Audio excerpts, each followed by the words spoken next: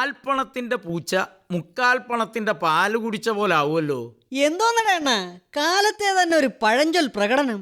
അല്ല, ഞാൻ ഓർക്കുക, ഓ കണ്ട നാട്ടില് വിഷം കുത്തിവെച്ചും തളിച്ചും ഉണ്ടാക്കിയെടുക്കുന്ന പച്ചക്കറികൾ അതിർത്തിയിൽ തടഞ്ഞിട്ട് പരിശോധിച്ച് അവിടെ കൊടുക്കാനുള്ളത് കൊടുത്ത് ഇപ്പുറത്ത് വന്ന് ഇവിടത്തെ ഇറക്കുകൂലിയും നോക്കുകൂലിയും കൊടുത്തു കഴിഞ്ഞാൽ പിന്നെ എങ്ങനെ മുതലാവുന്ന? അണ്ണാ, അതെല്ലാം ചേർത്തല്ലേ കച്ചവടക്കാർ ഇവിടത്തെ പാവങ്ങളെ എന്ന് വസൂലാക്കുന്നത്. പിന്നെന്തര്? ഇത് ശരിയാണ്. നഷ്ടം എപ്പോഴും സാധാരണക്കാരന് തന്നെ. കനത്ത വില കൊടുത്ത് മാരക വിഷം വാങ്ങി കഴിക്കുന്നു. മടങ്ങിയവനെ മടല് വെട്ടി അടിക്കുന്ന ഏർപ്പാടാണേ. അണ്ണാ, ദാ നമ്മുടെ ചാക്കോ ചേട്ടന്റെ പലവ്യഞ്ജനക്കട ഇപ്പം പച്ചക്കറി സെക്ഷനും കൂടെ ചേർത്ത് വിപുലപ്പെടുത്തിയിട്ടുണ്ടല്ലോ. നമുക്ക് അങ്ങോട്ടൊന്ന് കേറി നോക്കാം. പുള്ളിക്കാരൻ സ്വന്തം തോട്ടത്തിൽ നിന്ന് കൊണ്ടുവയ്ക്കുന്ന പയറും പാവയ്ക്കയും പടവലവും ഏത്തക്കായും ഒക്കെ ആളുകൾ റാഞ്ചിക്കൊണ്ട് പോവുക. അത് പിന്നെ വിഷം ചേരാത്ത പച്ചക്കറിക്ക് വേണ്ടി നാട്ടുകാർ ഓട്ടത്തോട് ഓട്ടമല്ലേ അണ്ണാ?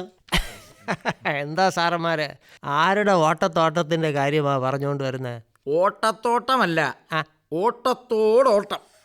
നമ്മുടെ ആൾക്കാരെ ശുദ്ധമായ പച്ചക്കറിക്ക് വേണ്ടി പരക്കം പാച്ചിലാണെന്ന് പറഞ്ഞതാ. ആളുകൾ ആരാന്ന് വെച്ചാ ഓടട്ടെ, നിങ്ങൾക്ക് ഈ ഗഡു ഒന്നും ആവശ്യമില്ലല്ലോ. അതെന്താ ചാക്കോ ചേട്ടാ അങ്ങനത്തെ വർത്താനം? ചാക്കോ ചേട്ടന്റെ ഏതൊരു സംരംഭത്തോടും ഞങ്ങൾ സഹകരിച്ചിട്ടല്ലേ ഉള്ളൂ. പിന്നെ ഇപ്പൊ എന്തരുത്? ആണ്ട കിടക്കണം. ഞാന് പഴയൊരു കർഷക കുടുംബത്തിലെ ആളാ. ഇത് പിന്നെ ഞങ്ങൾക്ക് അറിഞ്ഞൂടെ? എൻ്റെ അപ്പനപ്പൂപ്പന്മാരെ ഈ ഏലായിൽ എന്തോരം പച്ചക്കറിയും നെല്ലും വാഴക്കൊലയും വിളയിച്ചെടുത്താന്നറിയാമല്ലോ. അത്രയ്ക്കൊന്നും ഇല്ലെങ്കിലും ആ കണ്ണി അറ്റുപോകണ്ടെന്നാണ് ഈ ഉള്ളവനും ഇങ്ങനെ ഏതാണ്ടൊക്കെ ചെയ്തുകൊണ്ടിരിക്കുന്നത്. ചാക്കോ ചേട്ടാ, അത് 100ക്ക് 100 ശരി. പക്ഷെ ഞങ്ങൾക്കൊന്നും ആവശ്യമില്ലല്ലോ എന്ന് പറഞ്ഞതാ മനസ്സിലാവാത്തത്.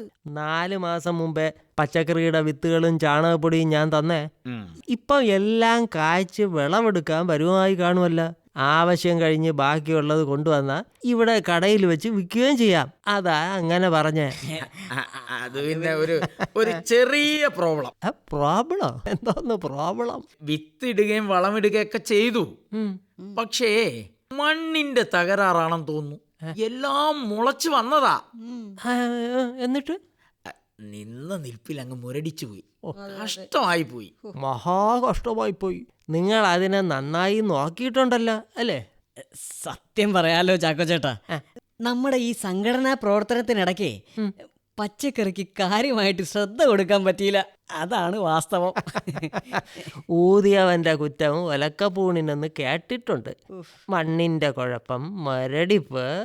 ചേട്ടാ, ഞങ്ങളുടെ ഫീൽഡ് ഇതല്ലല്ലോ. അതെ അതെ, നിങ്ങളൊക്കെ പറഞ്ഞു തരുന്നതല്ലേ ഞങ്ങൾക്കറിയാവൂ. ഇങ്ങോട്ട് നോക്ക്, വായ കൊണ്ടുള്ള വിക്ഷേപമാണല്ലോ നമ്മുടെ ഫീൽഡ്. കൃഷിയുമായും മണ്ണുമായും ഒരു ബന്ധവും ഉണ്ടായില്ല. പക്ഷേ മനസ്സുണ്ടെങ്കിൽ മാർഗമുണ്ടെന്നാ. അതായത് ആദ്യം മനസ്സൊരുക്കുക, പിന്നെ മണ്ണൊരുക്കുക. വിത്ത് മണ്ണിൽ കുഴിച്ചിട്ടിട്ട് പിന്നെ എപ്പോഴെങ്കിലും സാറന്മാർ ആ വഴി പോയോ? അത് പിന്നെ വിഷം അടിച്ച് കുളിപ്പിച്ച പച്ചക്കറിക്ക് തീ വില, സ്വന്തം മണ്ണിൽ സ്വയം അധ്വാനിക്കണം എന്നൊക്കെ പറയാനും എഴുതാനും എളുപ്പമാ. പക്ഷേ മണ്ണിലിറങ്ങി പണിയെടുത്താലേ പച്ചക്കറി പറിക്കാൻ പറ്റൂ. അടുത്ത 3 മാസത്തിനകം ചേട്ടൻ കണ്ടോ എന്തോന്ന്? പെരേടം വാഴയും പച്ചക്കറിയും കൊണ്ട് നിറയ്ക്കാൻ ഞങ്ങൾ തീരുമാനിച്ചു കഴിഞ്ഞു. എന്തായാലും ഇപ്പൊ ഞങ്ങൾക്കുള്ള പച്ചക്കറിയും കൊലയും മാറ്റി വെച്ചേക്കണേ. എൻ്റെ സാറന്മാരെ, നിങ്ങൾ നടപ്പ് ദീനക്കാർക്ക് ഇങ്ങനെ നടന്ന് ആരോഗ്യം സമ്പാദിക്കാനേ പറഞ്ഞിട്ടുള്ളൂ. ഈ ജന്മത്തിൽ സ്വന്തമായി കൃഷി ചെയ്ത് എന്തെങ്കിലും അടുത്തെടുക്കാമെന്ന പൂതി വേണ്ട. എല്ലാ നല്ല കാര്യങ്ങൾക്കും വേഗപ്പൂട്ടിടാൻ മിടുക്കന്മാരല്ലോ നമ്മുടെ ആളുകൾ. ചാക്കോ ചേട്ടാ, എന്തായാലും മണ്ണിലേക്ക് ഇറങ്ങാൻ തന്നെ ഞങ്ങളുടെ തീരുമാനം. അതെ അല്ലേ പങ്കജാക്ഷൻ ചേട്ടാ? അതെ അതെ, പതുക്കെ ഇറങ്ങണം സാറേ. തൊഴുതുണ്ട ചോറിനേക്കാൾ രുചി ഉഴുതുണ്ട ചോറിന് തന്നെ.